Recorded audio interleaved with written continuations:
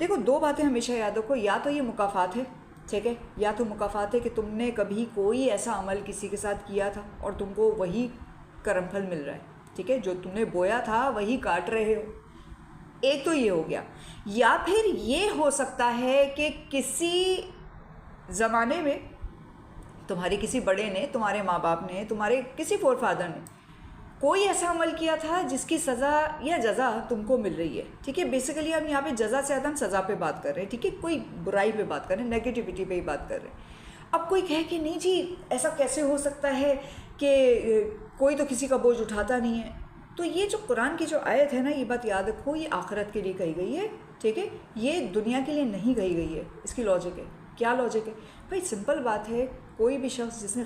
قرضہ لیا ہے یا کسی کا قتل کر دیا ہے تو اس کا قصاص یا قرضہ یا دیت کون دے گا؟ اس کا وارث ہی دے گا نا۔ مطلب دولت سمیٹنے میں، جائیداد بٹورنے میں آگے آ جاؤ گے، اس کا کرم پھل بٹورنے میں آگے نہیں آؤ گے تم، یہ سمجھنے کی بات ہے۔ اور کرم پھل بھی اسی کو ملے گا جس کا اپنا بھی کوئی نہ کوئی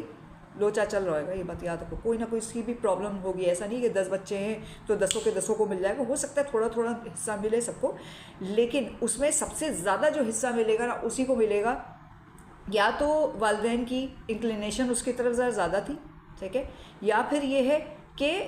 اس کے اندر بھی وہی ساری چیزیں کوالٹیز پائی جاتی ہیں، ٹھیک ہے نا، اور بعض لوگوں میں بدرجہ اتم یعنی بالکل ہائر گریڈ پہ پائی جاتی ہیں تو اس کو ملے گا، ٹھیک ہے۔